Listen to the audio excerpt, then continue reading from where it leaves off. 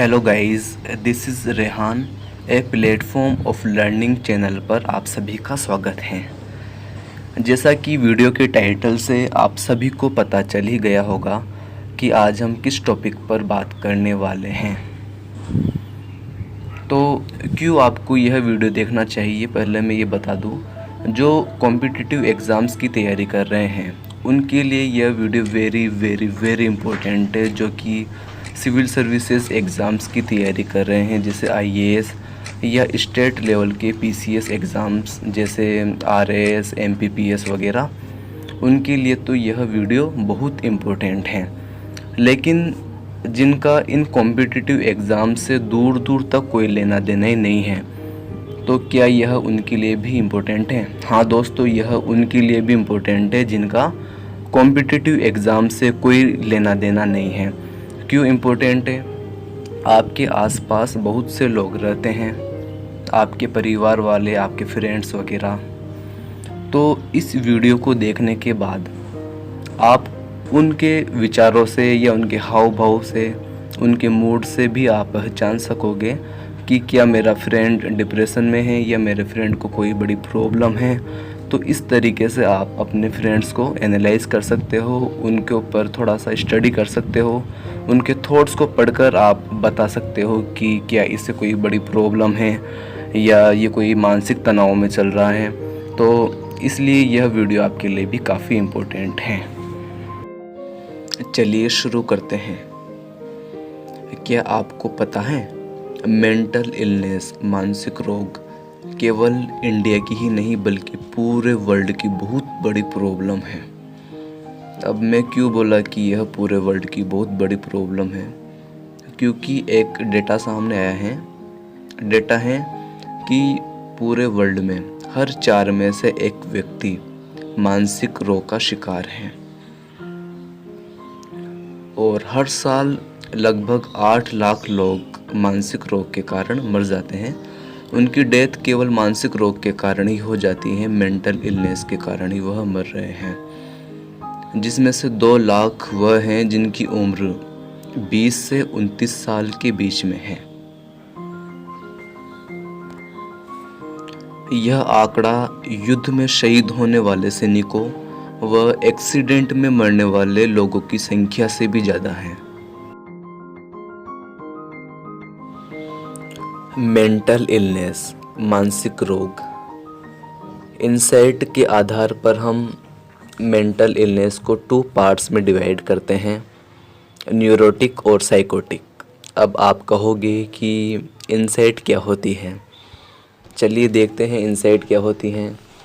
जब भी आपको कोई बीमारी होती है, मानसिक रोग के अलावा अन्य कोई बीमारी जैसे टाइफाइड, डेंगू, मलेरिया, कोई भी बीमारी, इन सभी में आपको पता होता है कि आपकी बॉडी का टेम्परेचर इंक्रीज़ होता है। हो सकता है आपके पेट में दर्द हो या आपको वोमिटिंग हो रही हो, लेकिन इन लक्षणों के बारे में आपको पता होता है। शायद इसीलिए आप खुद डॉक्टर के पास अपनी मर्ज़ी से जाते हों। तो आप बीमार हों और आपको अपनी बीमारी के बारे में पता है, इसी को ही हम इनसाइट कहते हैं, ठीक है।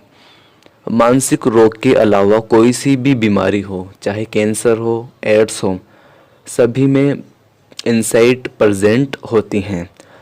जबकि ज़रूरी नहीं कि जो मानसिक रोग हैं उनमें इनसाइट प्रेजेंट हो सकता है कि मानसिक रोग में इनसाइट प्रेजेंट भी हो सकती है और हो सकता है कि एब्सेंट भी हो।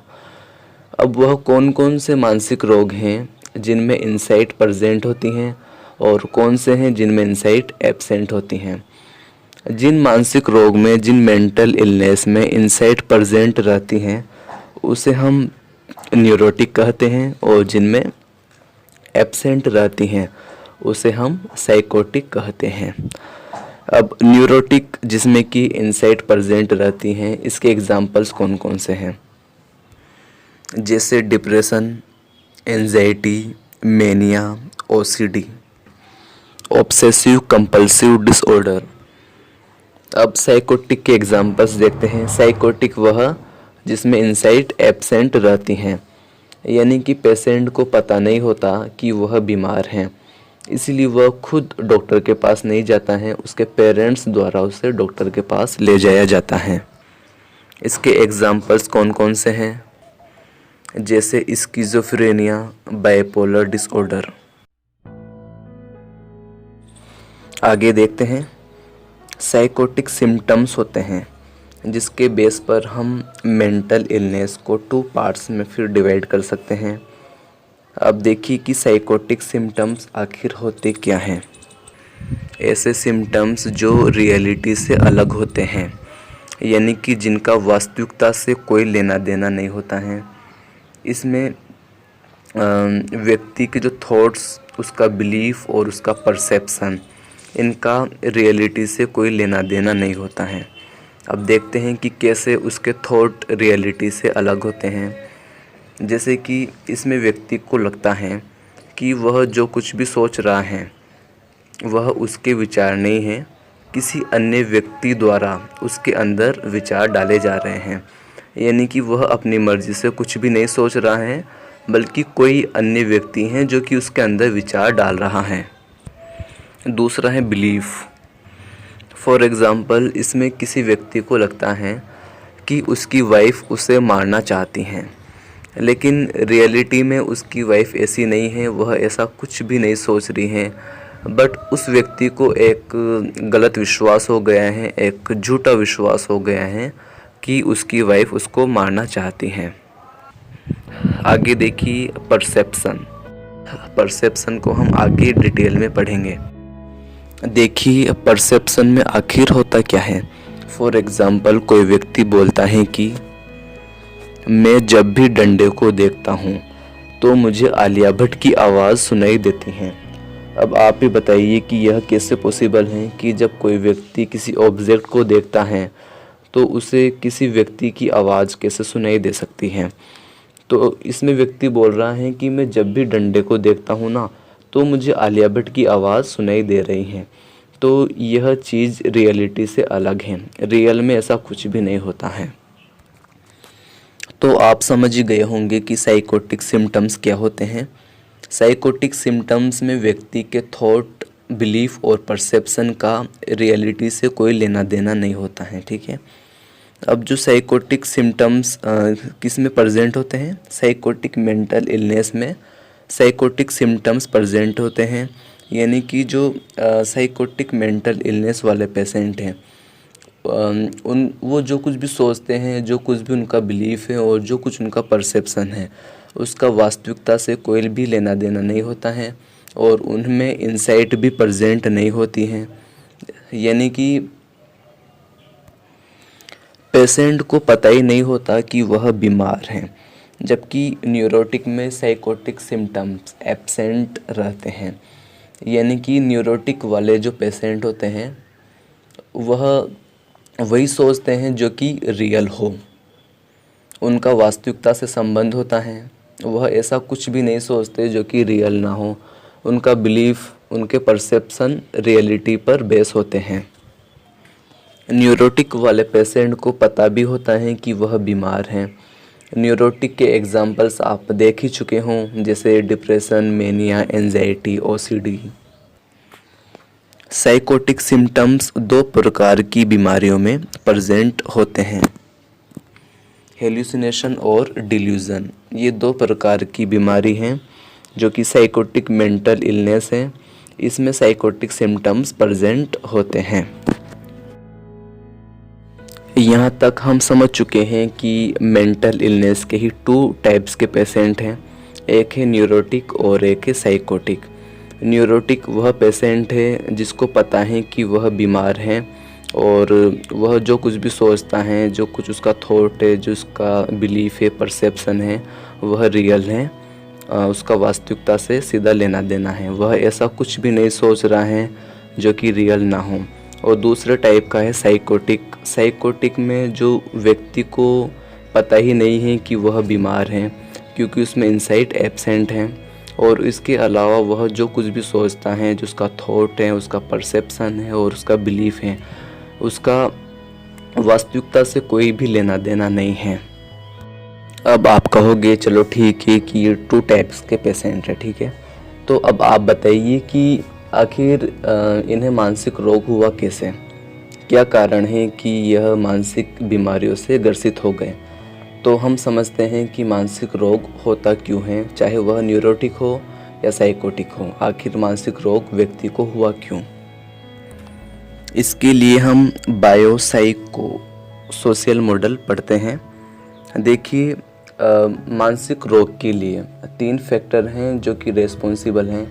एक है बायोलॉजिकल, साइकोलॉजिकल और सोशल। ये 3 फैक्टर हैं। जब यह तीनों फैक्टर मिल जाते हैं, यानी कि व्यक्ति के अंदर इन तीनों फैक्टर का प्रभाव होता है, तभी उसे मानसिक रोग होता है।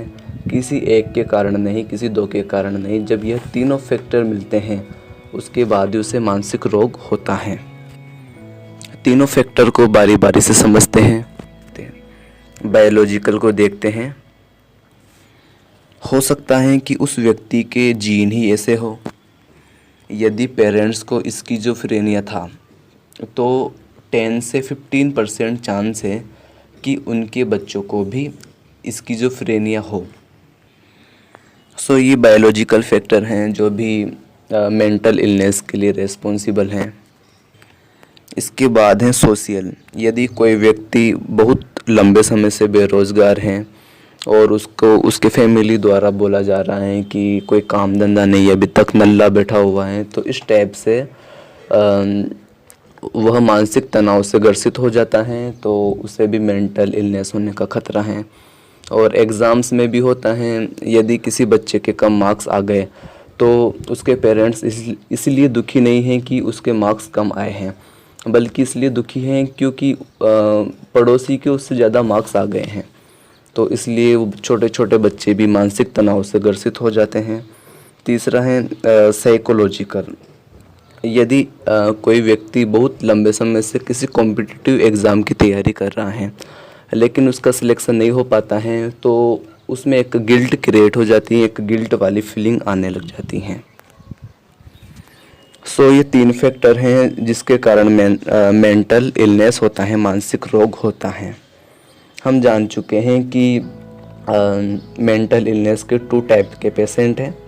एक न्यूरोटिक है और एक साइकोटिक है। एक वह हैं जिसे अपनी बीमारी के बारे में पता है, एक वो हैं जिसे पता नहीं है। एक वो हैं जिसका संबंध रियलिटी से है, एक वो हैं जिनका संबंध रियलिटी से नहीं है। वह ऐसा कुछ सोच रहा है जो कि रियल नहीं है, ठीक है। और इसके अलावा हम जान चुके हैं कि आखिर उन दोनों को मेंटल इलनेस हुआ क्यों, मानसिक रोग उन दोनों में आया कैसे।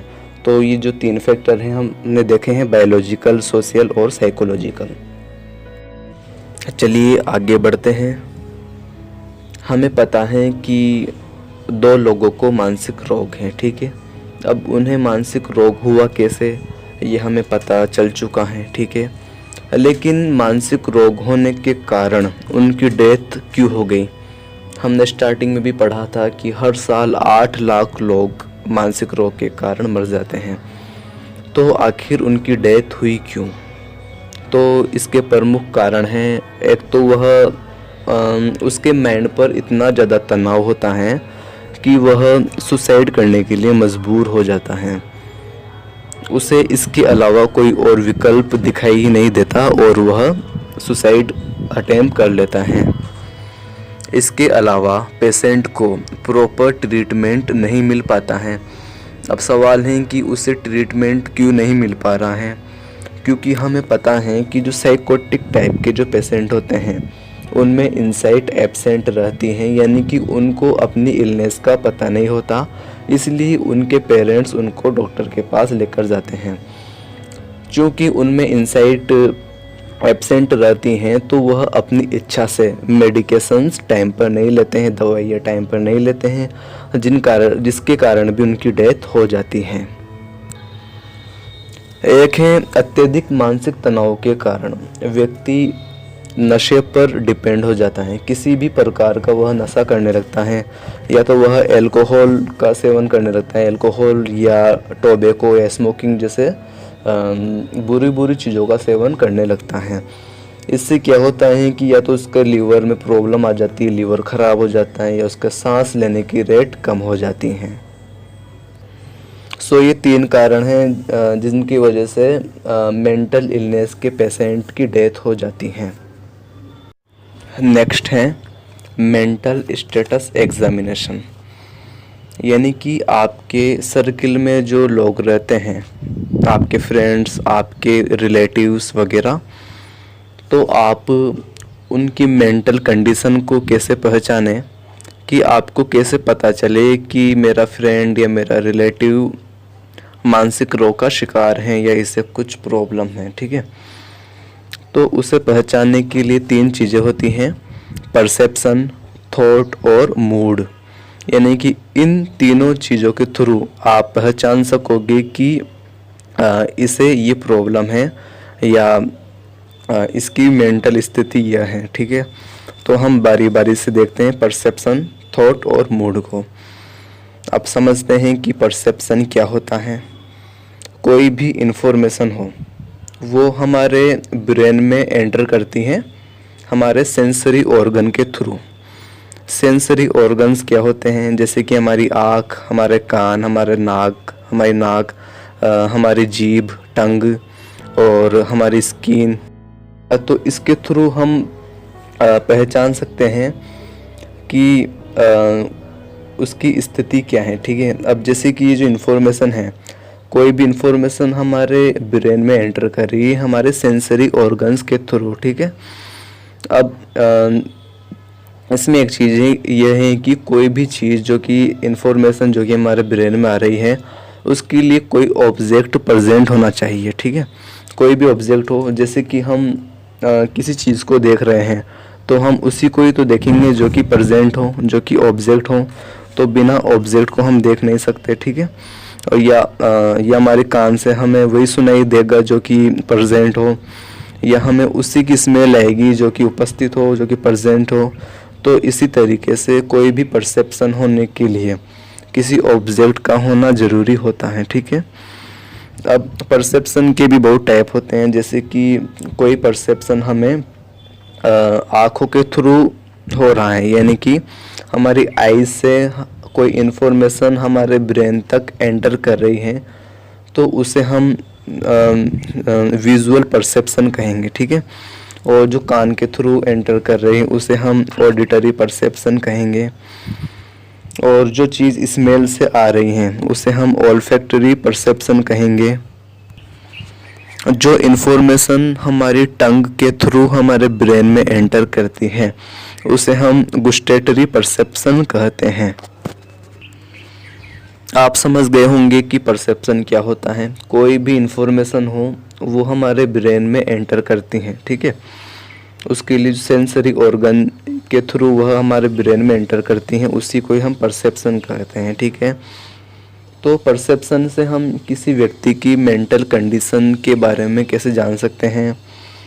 फॉर एग्ज़ाम्पल, आपके पास कोई व्यक्ति आता है और कहता है, मैं जब काले पेन को देखता हूँ तो मुझे काला पेन दिखाई देता है। अब आप बताइए कि काला पेन यहाँ पर क्या है, ऑब्जेक्ट है, और देखना क्या है, परसेप्शन है। यानी कि वो ऑब्जेक्ट को देख रहा है तो उसे परसेप्शन हो रहा है देखने वाला। ठीक है, तो उसे विजुअल परसेप्शन यहाँ पर हो रहा है। तो ये एक नॉर्मल परसेप्शन है, क्योंकि यहाँ पर ऑब्जेक्ट भी है और परसेप्शन भी उसे हो रहा है, तो यह क्या है, नॉर्मल परसेप्शन है। ठीक है, अब एक दूसरा एग्जाम्पल देखते हैं। सामने कुछ भी नहीं होता है, कोई व्यक्ति आपके पास आता है और वो बोलता है, मुझे काला पेन दिखाई दे रहा है, लेकिन एक्चुअल में वहाँ पर काला पेन नहीं है, फिर भी उसे काला पेन दिखाई दे रहा है। ठीक है, यानी कि कोई ऑब्जेक्ट नहीं है लेकिन उसे काला पेन दिखाई दे रहा है। तो यहाँ पर एबनॉर्मल परसेप्शन है। एबनॉर्मल परसेप्शन क्यों है, क्योंकि कोई ऑब्जेक्ट वहाँ पर प्रेजेंट नहीं है लेकिन उसे परसेप्शन तो हो रहा है, उसे दिखाई तो दे रहा है। तो इसे हम हेल्यूसिनेशन कहेंगे। ठीक है, hallucination false perception in the absence of any object. ठीक है, यानी कि कोई ऑब्जेक्ट नहीं है लेकिन उसे एक झूठा परसेप्शन हो रहा है। एक और एग्जांपल लेते हैं। कोई व्यक्ति आता है और कहता है कि जब मैं काले पेन को देखता हूँ तो मुझे काला अम्ब्रेला दिखाई देता है।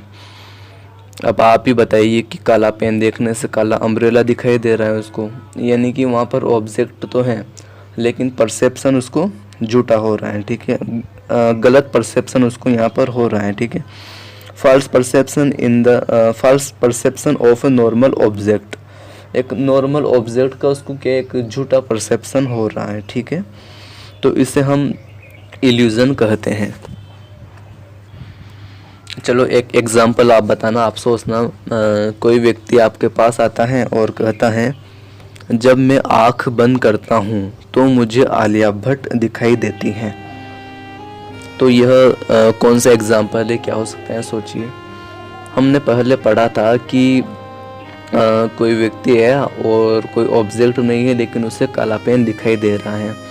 इसमें भी यही है कि वह आँख बंद कर रहा है तो उसे आलिया भट्ट दिखाई दे रही है। एक्चुअल में वहाँ पर कोई ऑब्जेक्ट नहीं है, कोई पर्सन नहीं है, फिर भी उसे दिखाई दे रहा है। तो क्या यह हेल्यूसिनेशन है? हमने पहले पढ़ा था कि वो हेल्यूसिनेशन था जिसमें कि कोई ऑब्जेक्ट प्रेजेंट नहीं था, फिर भी उसे फॉल्स परसेप्शन हो रहा था। तो क्या यह भी हेल्यूसिनेशन है? नहीं, यह हेल्यूसिनेशन नहीं है। क्यों नहीं है? क्योंकि आँख बंद करके हम कुछ भी देख सकते हैं, हम इमेजिनेशन कर सकते हैं, तो यह केवल इमेजिनेशन है, कल्पना है, ठीक है। तो क्या अंतर होता है इमेजिनेशन में और हेल्यूसिनेशन में? क्योंकि दोनों में ही ऑब्जेक्ट प्रेजेंट नहीं होते, तो इनमें क्या अंतर होता है, देखते हैं क्या क्राइटेरिया है हेल्यूसिनेशन का। हेल्यूसिनेशन में उसका परसेप्शन होता है जो कि एक्चुअल में नहीं है, यानी कि कोई ऑब्जेक्ट प्रेजेंट नहीं होता है फिर भी दिखाई देता है। और इमेजिनेशन में भी ये होता है कि कोई ऑब्जेक्ट नहीं है फिर भी दिखाई दे रहा है, ठीक है। और दूसरा है विविड या clear as a real perception, यानी कि जो हेल्यूसिनेशन में हमें जो ऑब्जेक्ट दिखाई देता है वह ऐसा दिखाई देता है जैसा कि वह एक्चुअल में होता है। यानी कि हम आलिया भट्ट को एक्चुअल में देखेंगे तो वह हमें वैसी ही दिखाई देती हैं जैसी वह एक्चुअल में है, वैसी ही वह हेल्यूसिनेशन वाले पेशेंट में दिखाई देती हैं।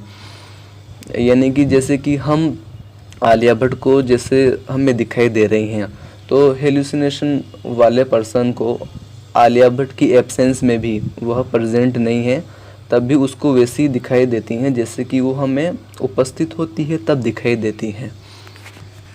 जबकि इमेजिनेशन क्लियर नहीं होती है, इमेजिनेशन में हमें कुछ क्लियर दिखाई नहीं देता है, ठीक है।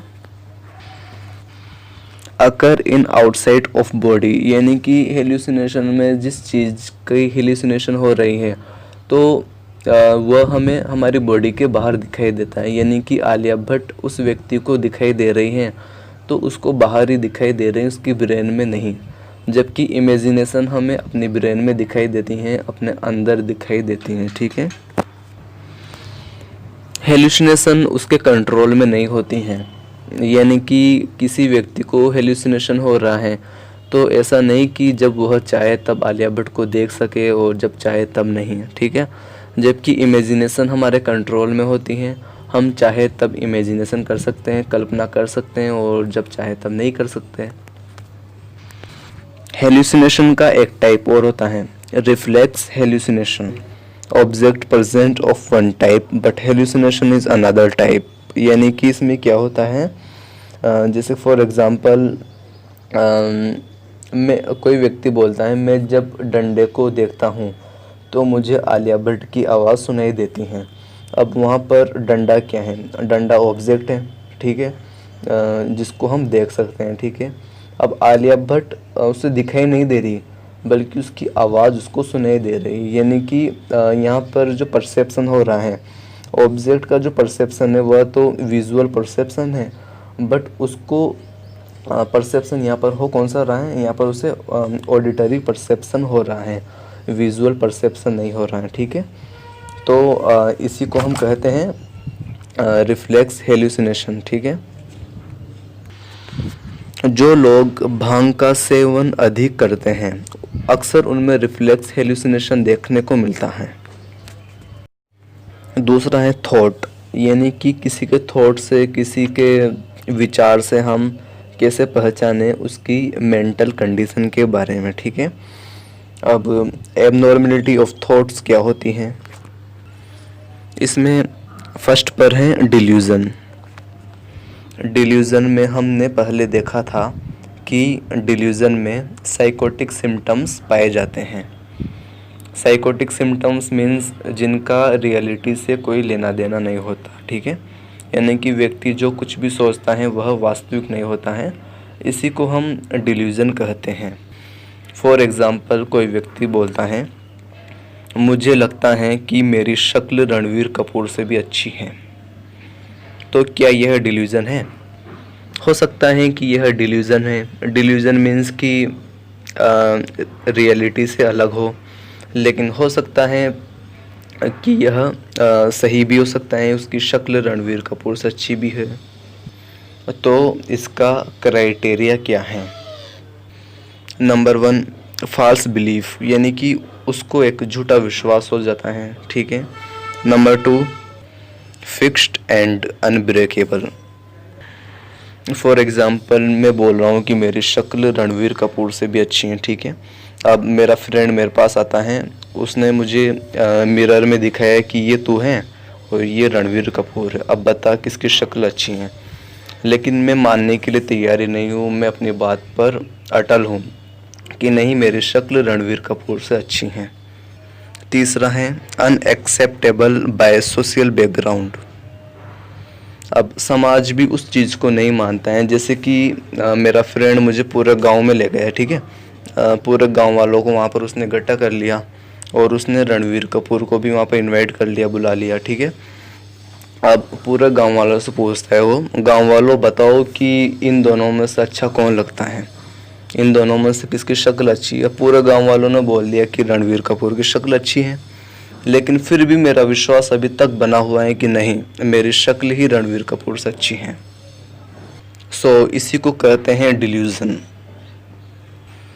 डिल्यूज़न पर एक मूवी बनी हुई है, शटर आइलैंड। इसको देखिएगा, बहुत मस्त मूवी है शटर आइलैंड। अब आप कहोगे कि क्या अंधविश्वास और डिल्यूज़न एक ही है? सुपरस्टिशंस और क्या डिल्यूज़न दोनों एक ही हैं? अंधविश्वास में क्या होता है कि व्यक्ति को जो अंधविश्वास होता है वह उसमें समाज द्वारा डाला जाता है। यानी कि कोई व्यक्ति किसी धर्म को लेकर कट्टर है कि नहीं, मेरा धर्म ही सर्वश्रेष्ठ है, ठीक है। तो वो खुद व्यक्ति नहीं डाल रहा है, बल्कि पूरे समाज द्वारा उसके अंदर यह बिलीफ डाला गया है, विश्वास डाला गया है। जबकि डिल्यूज़न वाला पेशेंट में क्या होता है कि उसको समाज द्वारा तो नकार दिया जाता है कि नहीं, तेरी शक्ल अच्छी नहीं है, रणवीर कपूर से अच्छी नहीं है, बट वह व्यक्ति खुद मानकर बैठा है कि नहीं, मेरी शक्ल रणवीर कपूर से अच्छी है।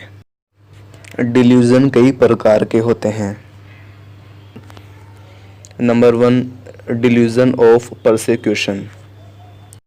इसमें पेशेंट को लगता है कि कोई उसे नुकसान पहुंचाना चाहता है। दूसरा है डिल्यूज़न ऑफ ग्रैंडियोसिटी। इसमें पेशेंट को लगता है कि उसे एक स्पेशल पावर मिली है, या कोई रोल मिला है, या आइडेंटिटी मिली है। फॉर एग्ज़ाम्पल, इसमें पेशेंट बोलता है मैं इतना पावरफुल हूँ कि मैं ट्रेन को भी धक्का दे सकता हूँ। और देखते हैं, व्यक्ति बोलता है कि मुझे ना कि इस दुनिया में ईश्वर ने भेजा है पीस और शांति और मानवता स्थापित करने के लिए, ठीक है। और क्या बोलता है, और व्यक्ति बोल सकता है कि मैं हूँ ना विष्णु भगवान का अवतार हूँ मैं। तो इस प्रकार का व्यक्ति को डिल्यूज़न हो जाता है। तीसरा देखते हैं डिल्यूज़न ऑफ लव। इसमें कोई सामान्य व्यक्ति को लगता है कि कोई सेलिब्रिटी हैं जो कि उससे प्यार करती हैं, ठीक है।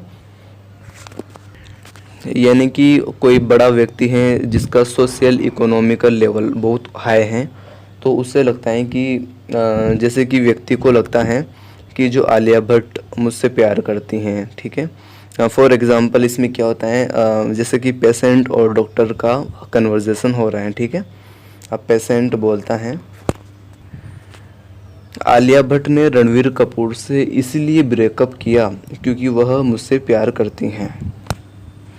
डॉक्टर बोलता है क्या तुम आलिया भट्ट से मिले हो? पेशेंट नहीं, लेकिन वो मुझसे प्यार तो करती हैं। डॉक्टर बोलता है तुम्हें कैसे पता कि वो तुमसे प्यार करती हैं? देखिए उसने मुझे लव लेटर्स भेजे थे। तो डॉक्टर बोलता है क्या तुम्हारे पास कोई लव लेटर पहुंचा है?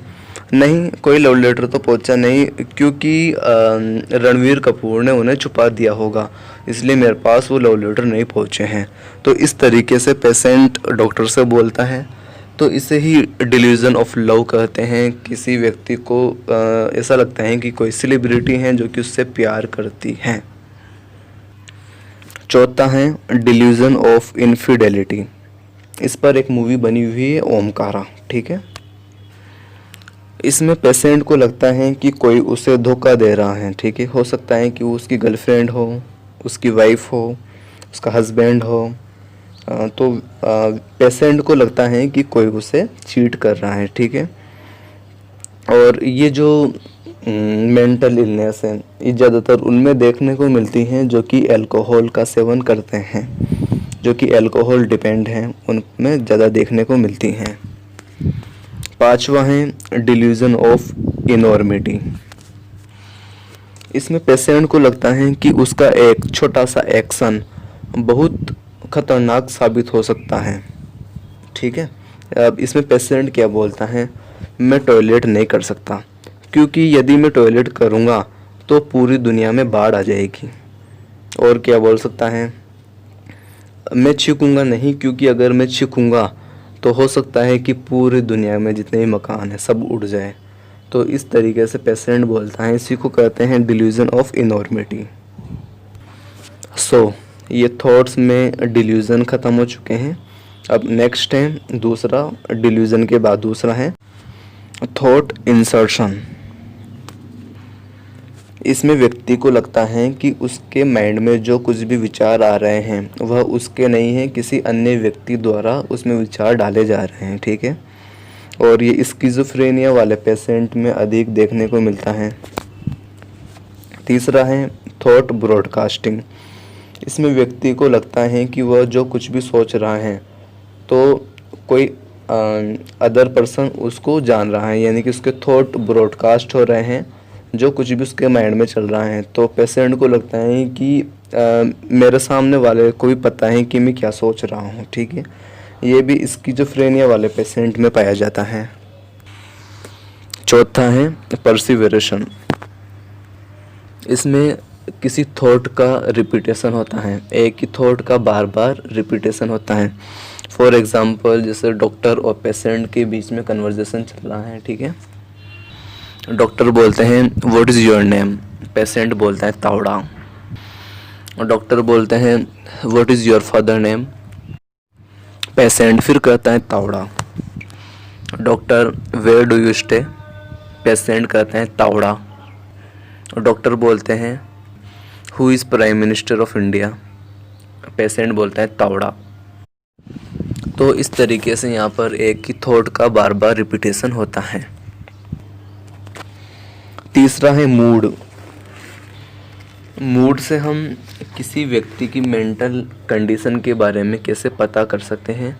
मूड मतलब क्या, उसके इमोशन यानी कि sadness, happiness, bore, surprised, shocked, ऐसी फीलिंग्स वगैरह होती हैं जो कि मूड होते हैं, ठीक है।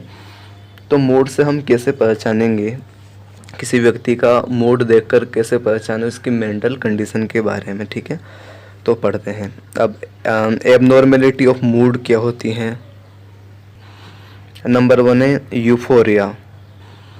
इसमें व्यक्ति बिना किसी कारण ही बहुत अधिक खुश हो जाता है, इधर उधर भागता है, कूदता है, नाचता है, ठीक है। और मेनिया वाले पेशेंट में अक्सर यूफोरिया पाया जाता है। मेनिया क्या होता है इसे हम आगे पढ़ेंगे। दूसरा है डिप्रेस्ड मूड। इसमें स्टेट ऑफ परवेजिव होता है। परवेजिव मतलब क्या कि व्यक्ति लाइफ के हर डोमेन में दुखी होता है, चाहे वह खेल रहा हो या रीडिंग कर रहा हो या टीवी देख रहा हो, वह लाइफ के हर डोमेन में दुखी होता है, ठीक है। डिप्रेस्ड मूड डिप्रेशन वाले पेशेंट में देखने को मिलता है। तीसरा है एनहेडोनिया। इसमें क्या होता है कि पहले हमें जिन चीज़ों में खुशी मिलती थी अब उनमें मज़ा नहीं आ रहा है, ठीक है। हो सकता है कि पहले आपको अपनी गर्लफ्रेंड से बात करने में खुशी मिलती हो, लेकिन अब आपको खुशी नहीं मिल रही है, ठीक है। पहले हो सकता है कि आपको अपने फ्रेंड्स के साथ थड़ी पर चाय पीने में मज़ा आता हो, लेकिन अब आपको मज़ा नहीं आ रहा है। पहले हो सकता हो कि आपको बच्चों के साथ खेलने में मज़ा आता था, लेकिन अब आपको मज़ा नहीं आ रहा है। तो इसी को ही हम एनहेडोनिया कहते हैं। यह डिप्रेशन और स्किज़ोफ्रेनिया वाले पेशेंट में देखने को मिलता है। चौथा है इनएप्रोप्रिएटनेस। इसमें आपका जो मूड होता है या इमोशन है वह सोशल बैकग्राउंड के साथ मैच नहीं खाता है, ठीक है। जैसे कि आप किसी फ्रेंड की बर्थडे पार्टी में गए हो, ठीक है। अब वहाँ पर खुशी का माहौल है, सब झूम रहे हैं खुशी से, लेकिन आप वहाँ पर जाते ही रोने लग गए और जिसका बर्थडे आप उससे बोल रहे हो कि यह इंसान अभी तक ज़िंदा है, इसे मर जाना चाहिए, यह अभी तक ज़िंदा क्यों है। तो इस तरीके से आप बात कर रहे हो, आपका मूड बहुत ज़्यादा ऑफ है, सैडनेस का आपका मूड है, जबकि माहौल वहाँ पर कैसा है, खुशी का माहौल है। पांचवा है लास्ट मूड फ्लैट, ठीक है। इसमें व्यक्ति का मूड स्टेबल रहता है, ठीक है। यानी कि यदि आपको कोई जोक सुनाए या आपके कोई थप्पड़ मारे, आपका मूड एक जैसा ही है, ठीक है। तो ये स्थिति आपकी हो जाती है और यह स्किज़ोफ्रेनिया वाले पेशेंट में देखने को मिलता है। दोस्तों, वीडियो काफ़ी लंबी हो जाएगी, इसलिए हम depression, schizophrenia, bipolar disorder, anxiety वगैरह जो छूटे हुए हैं इनको हम नेक्स्ट वीडियो में कवर करेंगे। Thank you.